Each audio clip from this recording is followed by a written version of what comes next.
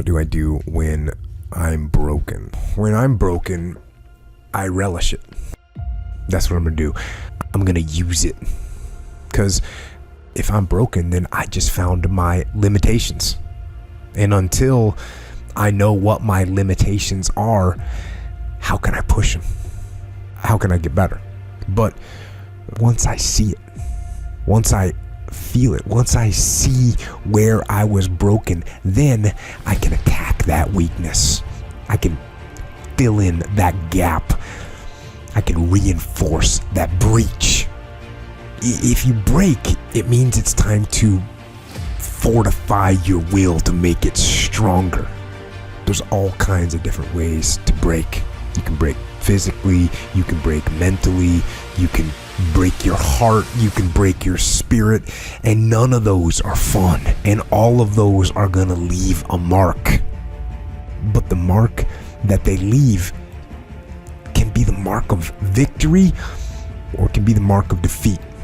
Because every time you break, and in every way that you break, while it's a chance, it's definitely a chance for you to give up and for you to just to fall apart. But there's also opportunity. There's opportunity to get stronger and get smarter and get faster and get tougher and get more stable and get more resilient and get better. When you break, you have the opportunity to show the world, the whole world, what you are really made of. So if you break, if you break, the fight isn't over. In fact, if you break, the fight is just beginning. And as you crawl up and out of that dismal and wretched place, covered, and you're covered in blood and sweat and dirt and filth as you rise above what you were. And as you take the form of who you are supposed to be, you will see that in the very act of standing up, in the very act of fighting on, you will become and you will remain unbroken. Things go wrong, they always seem to happen at once, and they just compound on top of each other. And it's pretty easy sometimes to feel beaten when you're faced with all those issues and all those problems, and they all hit you at the same time. But let me tell you, that doesn't mean give up. In fact, it means the opposite. It means it's time for you to fight hard, to dig in. It means it's time for you to go on the warpath. And that starts with one of the fundamental laws of combat leadership: prioritize and execute. What's the biggest problem? What's causing the most stress? Family? Okay. Sit them down. Explain where you are at. Be blunt. Be upfront. And then give them the simple plan of how you're going to get things back on track. Don't sugarcoat it. You give it to them straight. Next, you got some late payments. Call those creditors up. Explain to them what's going on. Set up some kind of a minimum payment plan so you can start making some progress and get them off your back. And then you got your job. Right? You're falling behind at work. Okay, talk to your boss. Face it. Tell him that you're going to step up your game. Tell him you're going to be at work early, you're going to be at work late, you're going to be at work during lunch, you're going to be wherever you need to be whenever he needs you to be there. Tell him you're going to get after it. And tell him that you're 100% committed to supporting him and the company and the mission. and then you get started. And I'm going to tell you right now, it won't be easy. It will be hard because life is hard. That's what life is.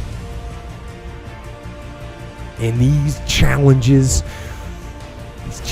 that you face, they're going to do their best to take you down. Do not let them. Stand up, dig in. Line up those problems and confront them. Face them. Fight them. Do not let them bring you down. In fact, let those challenges raise you up. Let them elevate you. Let their demands and their trials make you stronger. Let the adversity you face today turn you into a better person tomorrow. So in the future, you look back at these struggles and you say to them, "You made me better." Hey, what does Ryan Seacrest, Tom Cruise, Oprah, Steven Spielberg, Donald Trump, Joan Rivers, Warren Buffett, Gordon Ramsay, Michael Jordan, Kobe, Tim Tebow, they all have one major thing in common, dude. These people hammer. They beat it to death, okay? Look at Tom Cruise, man. Look at his career. He works constantly. So look, you want to get your work ethic so high that people actually admire you. I'm going to ask you a question right now. Because of your unbelievable work ethic. If you can't answer yes to that, man, you're not going to get in that top 10%. You got to get to the top. People need to know you for one major thing first. He works.